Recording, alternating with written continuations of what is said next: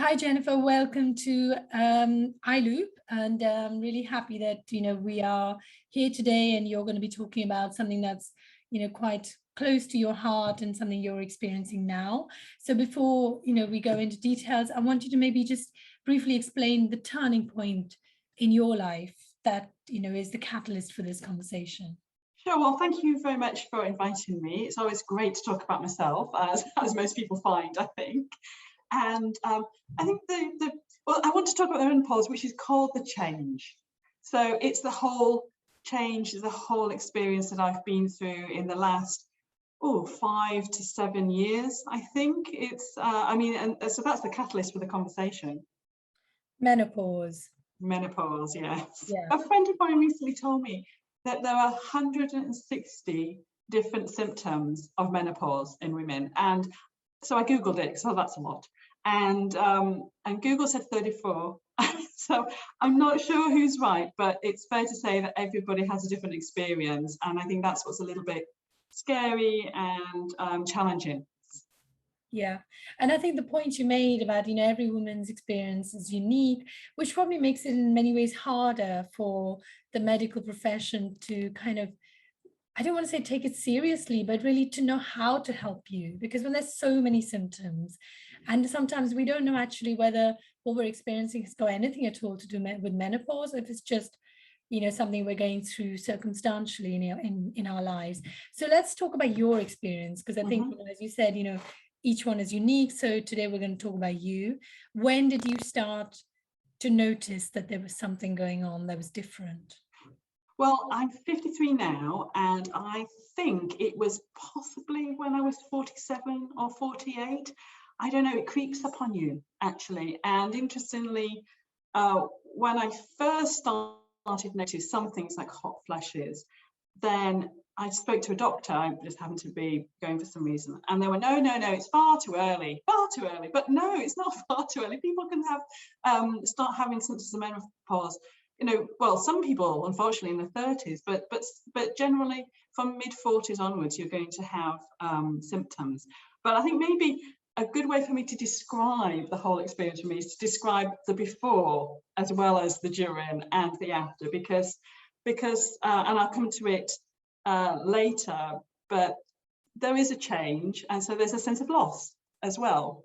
But before I explain, you knew what I was like before, because we worked together for a number of years, and you knew that I was well, I'm sure you thought I was a bit crazy in terms of how active I was, but I was very active and loved running and cycling, and it was just a big part of me. It helped me to de-stress.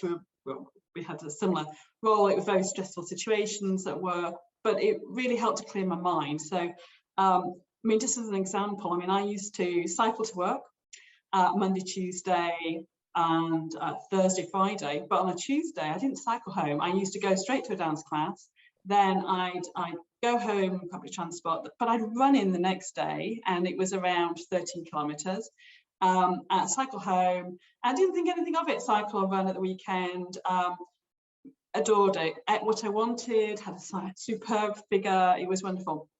And I was very much the sort of person that was a feel the fear and do it anyway sort of person. I could really punch through that fear, I definitely felt it, but I would overcome it. And I think a good example is I took up track cycling. So I used to do a lot of road cycling, but I took up track cycling, and it's at the velodrome in they're very, very steep banks. In fact, the London velodrome where I first experienced it, it's about a 45-degree track. So if you're ever going there, I would suggest don't stand at the top and look down first, because you will never go on. It's so scarily steep. But I had got a track experience that my husband David had bought for us, and we went there, and I literally felt sick with nerves. Honestly, what am I doing? I'm an idiot. I got on the bike. It's a fixed wheel bike, no brakes, and I was shaking basically. And I set off, and I got going on the track, and I absolutely adored it. I just loved. I loved the air going past me. I loved the fact that I could feel the power, because I was fit anyway. had the power to get up the slope. There was no problem when you're on the slope and you're going fast enough, you know, you don't feel as if you're going to fall down. So I loved it, and I loved it so much that I decided I'd become accredited, which is not an easy process. So I had to do, I think it was 4 different levels to get accredited to become a track cyclist. And then I used to go along every week and do these power sessions. I was a little bit too old at the time, because I was in my 40s, so it's a little bit too old to actually take part in races. I'll put it another way, I would have just come last. No point. but I used to do these sessions with people around the similar age to me, and I really, really enjoyed it. It was superb. And then I guess at a certain point, I suddenly realized there was a during. So things were changing. And initially, things changed for me in terms of physical changes, I think. First of all, as I mentioned earlier, hot flushes.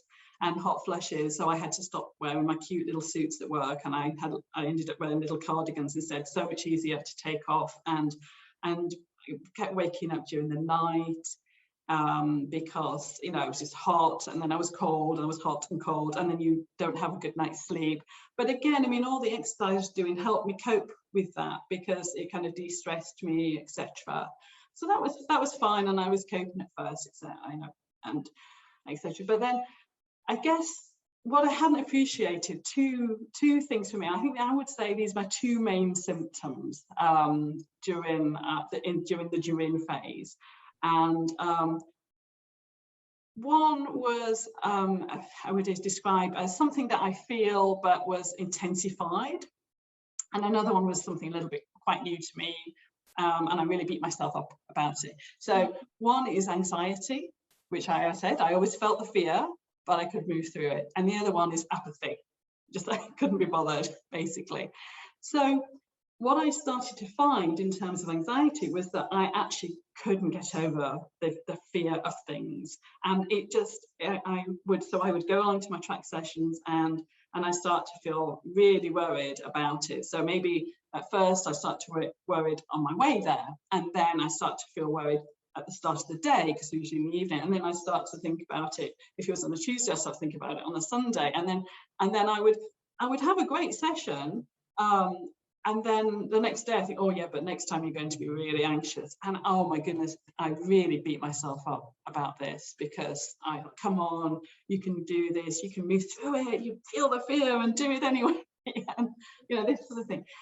And I have to say that I just found there was no point. I was punishing myself, you know. I was punishing myself, having to go at myself to do this, and it was just awful, because I was getting more and more anxious about it. I just wanted to pause on that point, because I remember you know, I always found it so inspiring that you could push yourself to do these things. And you know, you were quite late coming into sort of running. I remember you know, you did your marathon, I can't remember, in your 40s, and I always thought that was so, you know, so inspiring to me, but of course not inspiring enough for me to run. But you could do other things. We did do a run together, and you helped me. Yes, that's right, the superheroes run, I remember. And it was and of course the 20-mile walk we did. So you know, so I think I was kind of swept along with some of your enthusiasm and inspiration. But I think the anxiety point is an interesting one. So what you say is that in the past you would have felt the anxiety, but you were able to push through it. You were kind of almost, the way you dealt with it was you faced your fears. You didn't let the fears stop you from doing that. So was that the thing that changed for you? Was that, can you remember whether something happened for you to suddenly doubt yourself, because you were doing these, you know, these track runs and all these other things you were doing almost, to me, effortlessly? But was there an effort involved? Was it pushing through pain or anything like that that suddenly then surfaced and made you reconsider the anxiety? Well, it's interesting, because I was talking to my husband Dave about it, and he said, well, what about the crash you had? And so I think that was possibly a turning point, because when I was on one of my sessions, somebody had a puncture high on the bank at the velodrome and came down on me, and so it just took out my back wheel, and I was going all over the place. I didn't break anything. I came bounced, and I didn't pick up any of the massive splinters that people hear about them. But it's probably the fact that that happened to me, and then I couldn't get over that. Whereas before, I mean, I've faced quite a few things before that where I've got over them, I found ways around them, etc. But I just couldn't get. I didn't think about that particular crash all the time because it was a one-off event. But I just couldn't get over the sick feeling. I really felt nauseous when I was going, and I couldn't understand, why am I putting myself through this? It seems crazy, and it was taking up more and more of my thinking time as well during the day. So I mean, that's not productive at all. But what was interesting, that at a certain point I met I went to a ladies event, or a women's event in the city, and one of the ladies was talking about the fact that she'd had some hormone replacement treatment. And I mean, I didn't think that my symptoms were bad enough to have that. But I think that I was thinking about my physical symptoms. But as part of the conversation I had with her, she said to me that anxiety is one of the things that you will feel. And so what changed around anxiety was not that I stopped feeling it and that it was bad, but I stopped beating myself up about it. So that really helped, because half of the anxiety was the fact that you can't cope, why you didn't used to be like this, why are you like this now? And it wasn't, I just was very, very hard on myself. So I still felt the anxiety, and that went on, for a long time. And I think I still have heightened anxiety around some things, although it's not quite as bad. But being able to step back and go, okay, this is how I feel, but that's part of the chemical change in my body that's happening. And that was a major breakthrough for me. Being nice to myself about it, really was. Did you actually start a course of HRT, or was it just a mindset thing that you worked on? It was a mindset thing. So I didn't start it, but I would suggest, if any women are impacted by symptoms, whether they're physical or emotional, and and the way they think, etc., or mental, I mean, I would suggest that they go and see their GP. If I had actually taken some hormone replacement treatment, it may well have helped me with some of the mental challenges that I faced. But I mentioned another symptom, which was you might find it quite funny, I guess, was apathy. I was like, the apathy started feeling, I just couldn't be bothered. Woke up, go for a run, no, I can't be bothered. And it was like, should I do this? No, I can't be bothered. And my husband Dave tried so hard, he's like, oh, let's go to the gym, ladies, need to strengthen up, and you don't need to go running, you could do this different thing. And I tried different things, but I just couldn't be bothered. I couldn't see the point. Complete apathy, which is a new thing. Everybody has some apathy at some point, but to be just an all-encompassing apathy was quite a new thing for me. And I mean, I wouldn't have even put this down as a symptom, apart from the fact that I don't feel it now. So obviously there was a period of time that was very much part of my life. And that manifested itself physically in the fact that I was eating the same amount, but I just couldn't be bothered to do the exercise. I went off, I fell out of love with cycling. I didn't get on my bike for a while. I couldn't be bothered with running, swimming. It was that sort of thing. So I put on about 2 stone of weight, and then also that we had lockdown as well. But I think I put on the majority of it before lockdown. I'm even 2.5 stone. So, and then I was actually quite embarrassed by my size. And I don't know whether any of my friends noticed, but I didn't put any pictures of myself up on Facebook or anything, because I was just embarrassed. People would think, oh, look, but she was so thin, and look at her now. It's just, and I looked like my idea of a middle-aged woman. So, it's quite big, and I'm not very tall, so kind of chunky. And that I think then fed into more apathy, possibly a little bit of depression. I don't know, not diagnosed with depression, but just feeling fed up with yourself, again beating yourself up and everything. So that was quite hard to get through. And I mean, I do know how to lose weight because I was quite large as a child, and I had to go on a diet as a child. And I mean, I lost my father when I was very young, and my mother and I had taken to eating as I guess a form of self-help. So I often took to eating when I wasn't feeling particularly happy. But this was the first time in my life since I was 9 that I put on such a significant amount of weight, apart from when I had my 2 children, but they were being pregnant, etc. So so it was tough, and I just couldn't be bothered to lose the weight.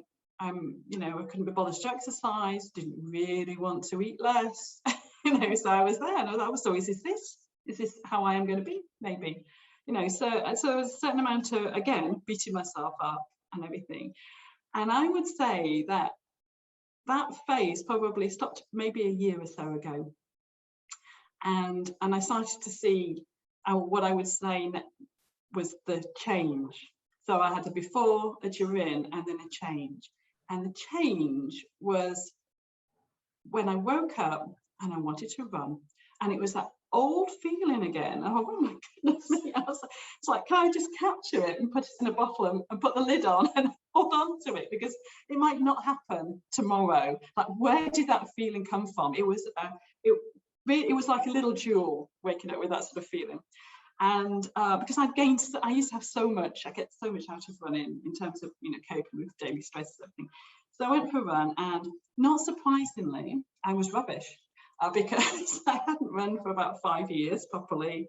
So a friend of mine suggested walk running, so I did that, and I counted in my head, like, okay, I'll run for 30, count to 30, walk for 30, run for 30, and none of my clothes fit me to run in, apart from my running shoes, thank goodness.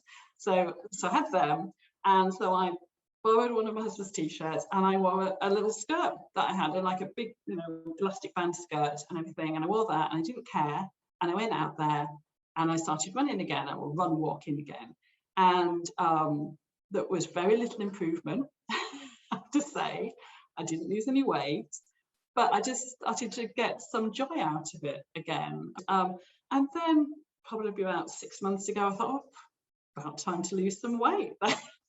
So I did that just by really focusing on not eating the crisps and the chocolate, and because I know what to do, and eating salads for lunch. I mean, come on, I do know how to eat properly. I just I decided that I'd forgotten about it, or consciously didn't do it, and so I lost about 1.5 stone, and which helped with the running. So I did start to see an improvement with running, and I did my first half marathon for 5.5 years about a month ago. It's really good. I got a personal worst in terms of timing. But I'd finished it, but it just gave me something back again. And running is I've got to a stage now where it's not, because running's not easy. When you're getting back into it, or you started, it's quite hard on your body, but you do get to a place where your body has the memory of it, and it's quite therapeutic to run. So I've started to do a little bit more distance. I might do a couple of harder half marathons. I don't think I'm going to do a full marathon again.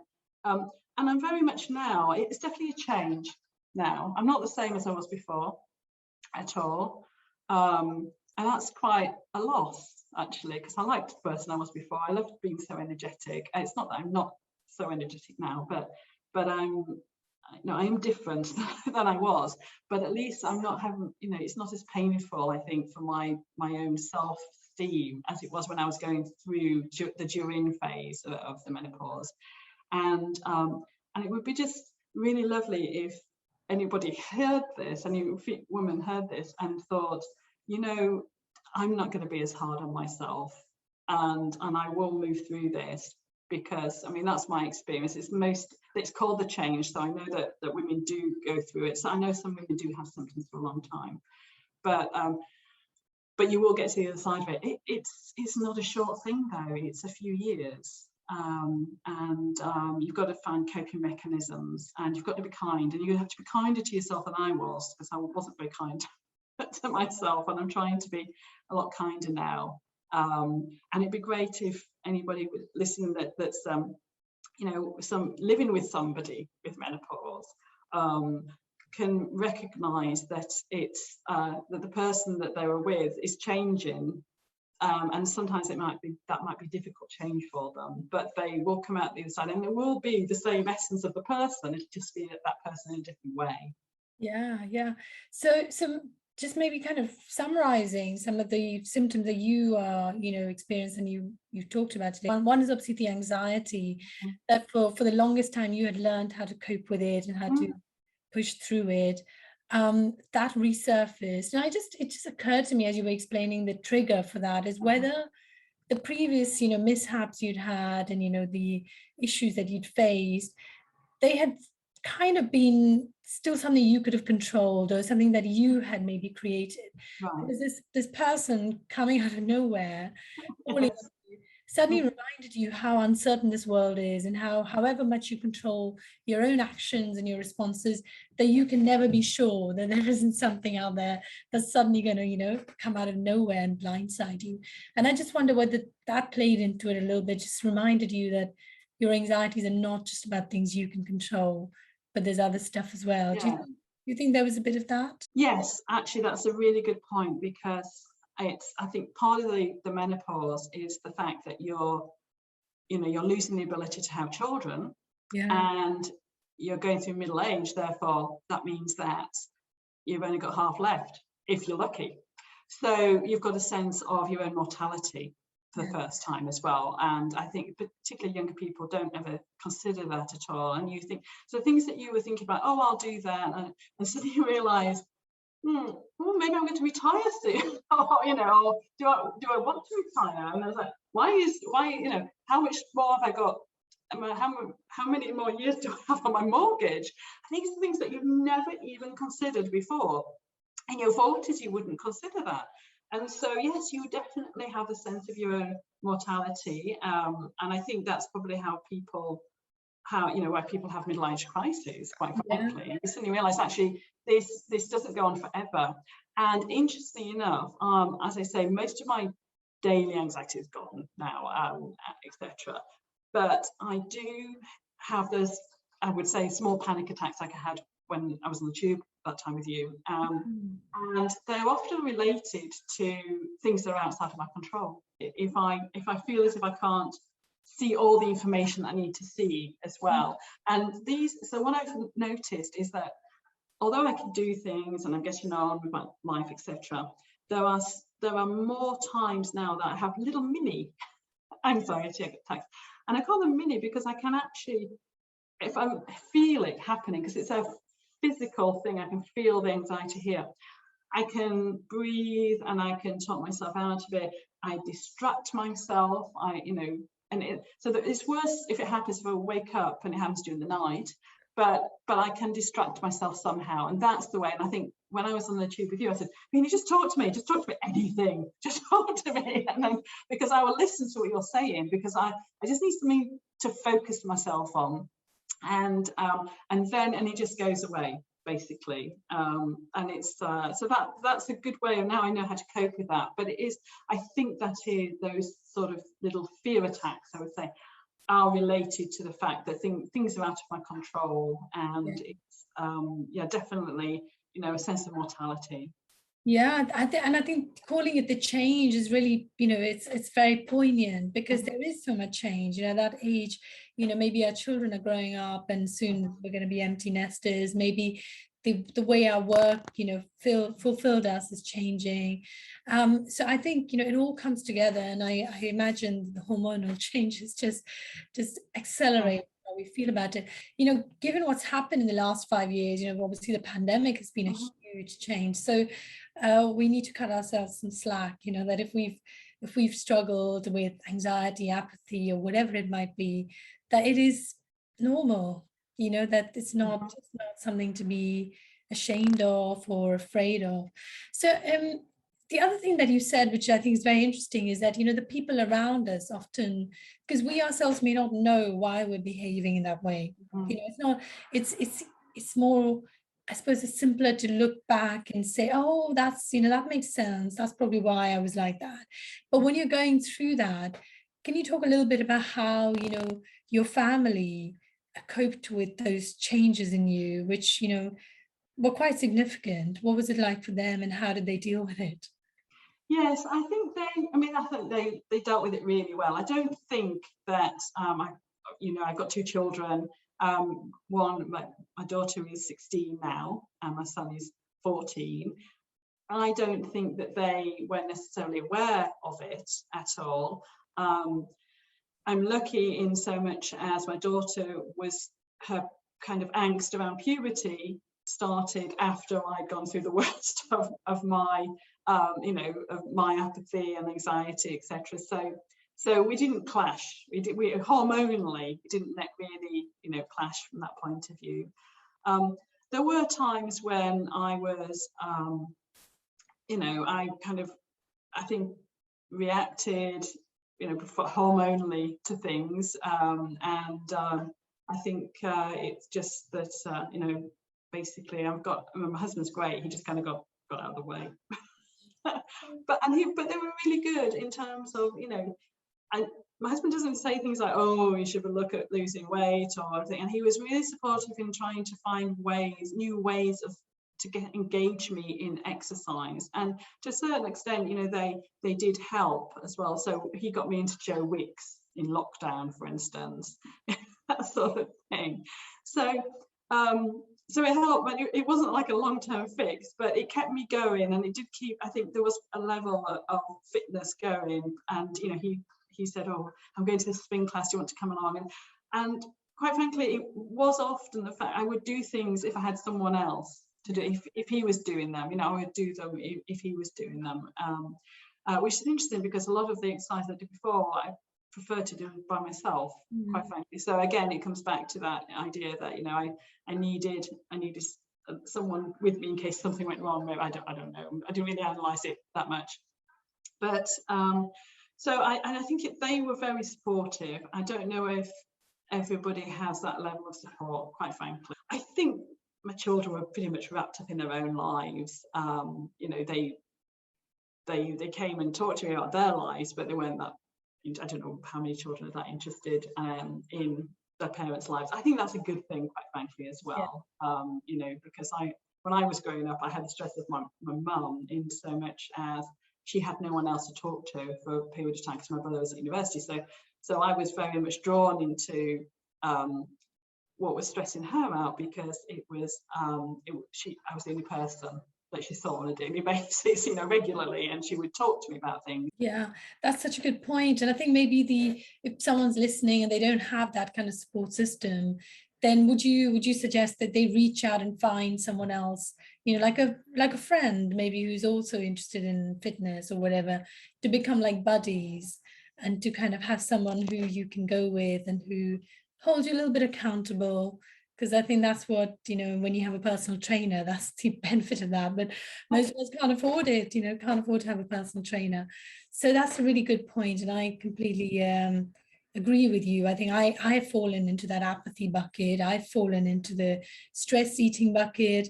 And it perhaps it didn't really occur to me that menopause might have anything to do with it. I think a lot of the changes in our lives can sometimes make us go down a certain path. So we can see why it's difficult for people to get their heads around menopause, because it's mixed in with so many other things, right?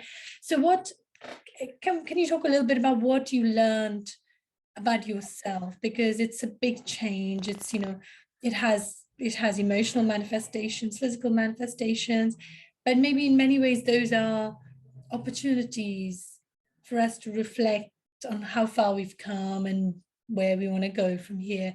Can you share what if anything you've learned about yourself? Well, I guess when I think of the before, Jennifer, I was very much into fitness, and it was a big part of me. And I think when I stopped doing that, I really felt I'd lost part of me. but I hadn't. And I'm only realizing that now. And I don't know whether I'm realizing it now because I feel better about myself. I don't know, but it's so, I guess I was pegging my self-worth onto a lot of the exercise that I was doing. And that made me feel good about myself, etc. Whereas now I've realized I've got more self-confidence in just me rather than what I'm doing, if that makes sense. Yeah. And I'm using exercise to have fun, enjoy myself. Maybe if I feel a bit grumpy about going out, I'll know, I'll go out anyway, but I'll probably feel good afterwards. If I really don't feel like it, I won't. I'm not going to be, I'm not going to be harsh on myself, and that element of mortality helps in so much as, before I was like running longer, faster. Now I'm like, well, okay, so what's the end game here? I was like, okay, actually to enjoy myself running. so that's what I want to do. So do I really have to run faster? No, just, you have to run so you enjoy it. But if I want to run further, then have a little training plan to do that. But just bear in mind, what is the end game? The end game is to enjoy yourself while you're doing anything. And I think that's the key thing. And for me, I had to step away from the spreadsheets because I used to monitor myself in terms of how fast I'm going, how far I've gone. And I know Strava is so wonderful for so many people, and it's a lovely community as well. But I don't, and I'd had a period of time, I actually stepped away from Strava as well. So people that knew me before would think, because I was doing things that was all recorded, and my pace and distance and everything was, and I was very much into understanding, how well I was doing. And I switched it, well, I didn't switch it off, I just stopped recording myself doing things. And I record myself occasionally now, just to see, mainly to see how far I've gone, quite frankly. And I don't want to get back into that mindset of thinking I have to be faster, and because I just think it leads to injury, and I don't want injury because I'm a little bit older now, and it's going to take a lot longer to get over. I love that, and I think it's interesting what you said about that think about how it makes you feel when you've done it, because if I think about myself, I used to love certain kinds of exercise, hula hooping gave me so much joy. And for about a year and a half now, I have been unable to do it. Absolutely. Just like cycling for me. Yeah, it is. And it's funny because I realized that actually the reason I loved it so much was because I used to go and teach people.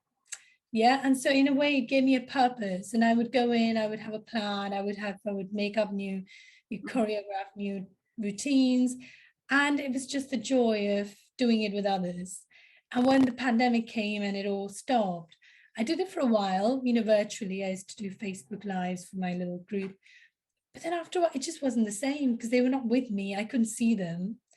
And it just felt pointless. Like the whole apathy thing came in, and, certain other things also happened. And I just stopped. And I'm trying so hard to do it for myself, trying to remind myself how it used to feel. And so far, I have had no success whatsoever. But I'm not beating myself up because I'm just thinking maybe it'll come back when it's ready to. Maybe I should find other ways to enjoy the experience. But there is a kind of a bigger message from that. You obviously focused on your fitness and how it made you feel and how it helped your physical, fitness levels and appearance. But I feel there's a bigger philosophy to what you just said, that we were all human beings. We're not human doings, why should life be all about what am I doing next? How well am I performing? And tying our self-worth with how people see us or how people think of us in terms of our appearance.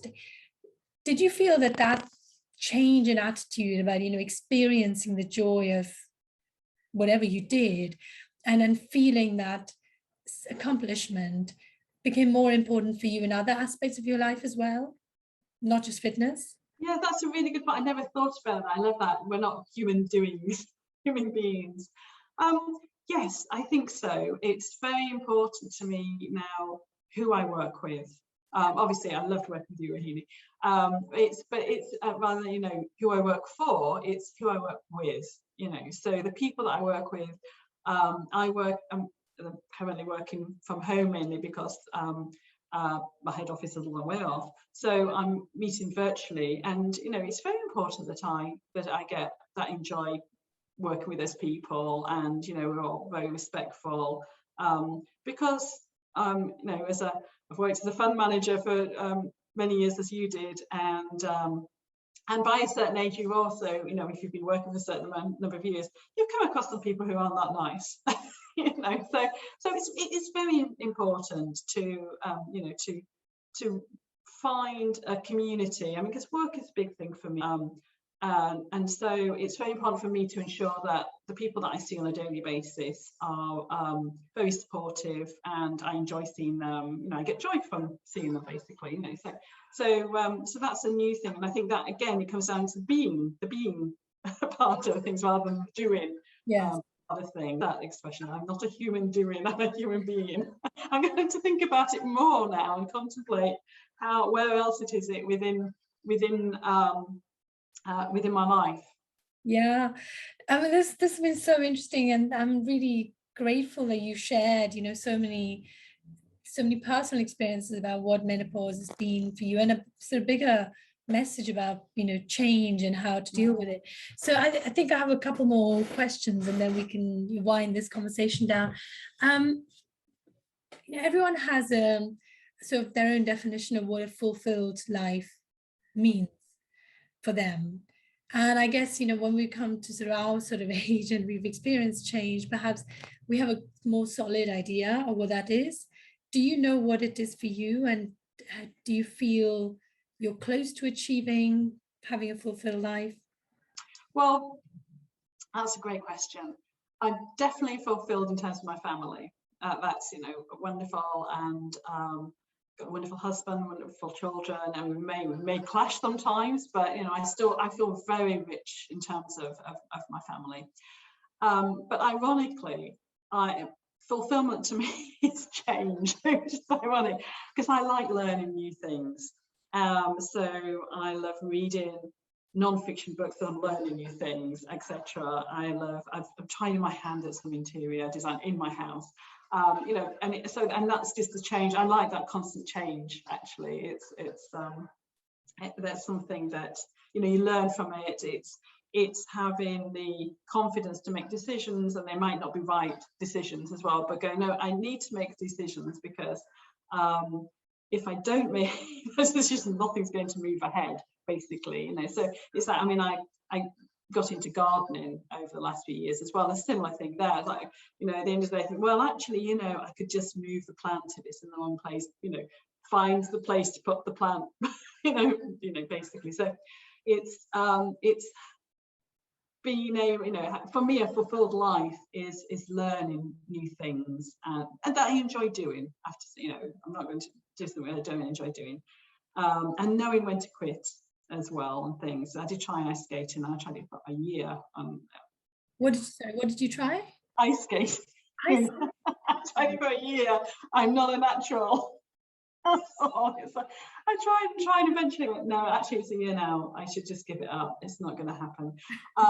But yeah. So for me, a fulfilled life is the ability to keep learning new things, and that's why I'm not sure if I'll actually, you know, retire at all. I really enjoy. I'll see how my health is. I really enjoy interacting with people. I enjoy interacting with people who think very differently to me as well, because that's the joy as well. If you meet somebody who thinks differently, oh, why do you think that way? You know, it's just one of those little jewels of life. So I think that's what I take away from work. It's the interaction with people, and the ability to, like I said, I come back to again, just learning. It really, I think I'm a lifelong learner. So I'm not sure I'm not aiming to get anywhere in particular in terms of learning. It's more that I just enjoy learning. Yes, that's beautiful. Thank you so much. And just final question, you know, I mean, we've talked about menopause, and we talked about how it manifests very differently for different people. If you had to sort of give, you know, a couple of, you know, bits of advice to someone who may be experiencing change, whether it's due to menopause or something else, but notably if it's menopause, what would that be? First of all, be kind to yourself and recognize the change, because these changes don't suddenly happen. They creep, well, it's not for some people it does, but they generally creep up on you, so you don't realize. So think back to how you were a year ago. If you suddenly start to feel like, why am I like this? Think, was I like this a year ago? And consider going to the doctor and having a conversation about hormone replacement treatment, because it could well, you know, save you going through a number of years of anxiety, or you know, or more physical changes as well.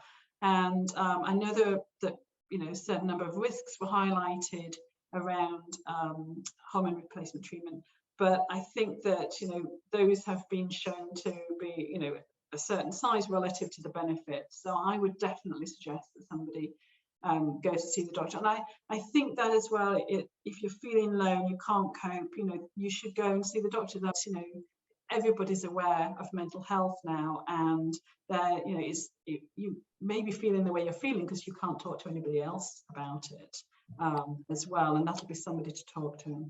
Yes, I think that's very good advice. I think the way I see it is that acknowledging that something is changing in you is the first step. You know, Yeah, not kind of beat yourself up just because you're not showing up the way you used to. exactly. And then once you've done that, sometimes, you know, like you've just shown that you can work on yourself from within. The minute you're kinder, more compassionate with yourself, it's amazing how the body responds in kind, you know. Yeah, I'm a huge believer in sort of just listening to your body and listening to your thoughts, and sometimes differentiating between thoughts that need to be listened to and thoughts that need to be told, okay, you've said your piece now, can you be quiet? Do you know what I mean? Yes, very true. Anyway, thank you so much, Jennifer. It's so good to see you again, and thank you for sharing your story and your experiences with us. Well, thank you for listening.